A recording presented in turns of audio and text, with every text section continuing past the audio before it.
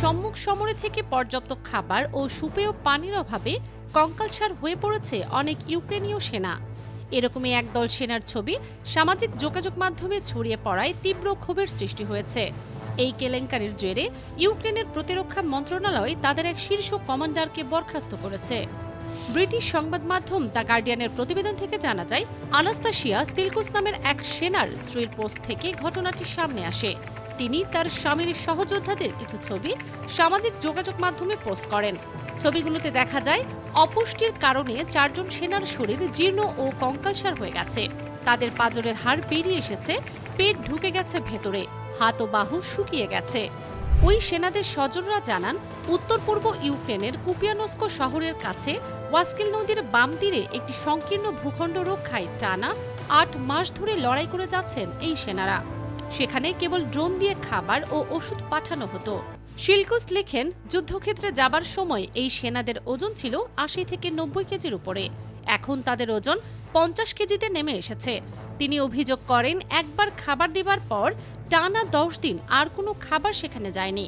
জীবন বাঁচাতে বৃষ্টির পানি পান করা এবং তুষার গলিয়ে খেতে হয়েছে তাদের। শিলকুস আরও জানান, এক পর্যায়ে এই সেনারা টানা 17 দিন না খেয়েছিলেন। রেডিওর মাধ্যমে বারবার আকুতি জানানো হলেও কেউ তাদের কথা কানেই তোলেনি।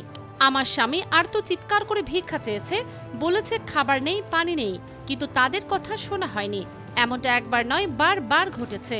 আরেক সেনার আত্মীয় ইভানা পোবেরেজনিউক জানান, 14th সেপারেট মেকানাইজড ব্রিগেডকে ভয়াবহ এক কঠিন পরিস্থিতিতে ফেলা হয়। ক্ষুধার জ্বালায় অনেক যোদ্ধা যুদ্ধক্ষেত্রেই জ্ঞান হারিয়ে ফেলছেন। তার বাবাকে কোনো মতে ওই রণাঙ্গন থেকে সরিয়ে নেওয়া হলেও অন্য সেনারা এখনও ওই পরিস্থিতিতে আটকে আছেন। এসব বিষয় সামনে আসায় তীব্র বিতর্ক সৃষ্টির ফলে এরই মাঝে সেনাদের খাবার সরবরাহের দায়িত্বে থাকা শীর্ষ কমান্ডারকে সরিয়ে নেওয়া হয়েছে বলে জানিয়েছে ইউক্রেনের প্রতিরক্ষা মন্ত্রণালয়। সংশ্লিষ্ট ব্রিগেডের পক্ষ থেকে স্বীকার করা হয়েছে যে কিছু সেনাদের কাছে রসদ সরবরাহে ঘাটতি রয়েছে। রুশ সেনাদের সম্মুখ সারির খুব কাছাকাছি হওয়ায় সেসব জায়গায় কেবল আকাশপথেই খাবার সরবরাহ করা সম্ভব। কিন্তু শত্রু বাহিনী ড্রোন ব্যবহার করে প্রতিনিয়ত খাদ্য, জ্বালানি ও গোলাবারুদ সরবরাহে বাধা দেয়ায় এই লজিস্টিক সংকট তৈরি হয়। এদিকে এরই মাঝে শিলকুস জানিয়েছেন, বিষয়টি জনসম্মুখে আসার পর পরিস্থিতির উন্নতি হচ্ছে। তিনি বলেন, নতুন কমান্ডার নিয়োগ দেয়া হয়েছে। তিনি আমাকে ফোন করে জানিয়েছেন সমস্যার সমাধান হচ্ছে।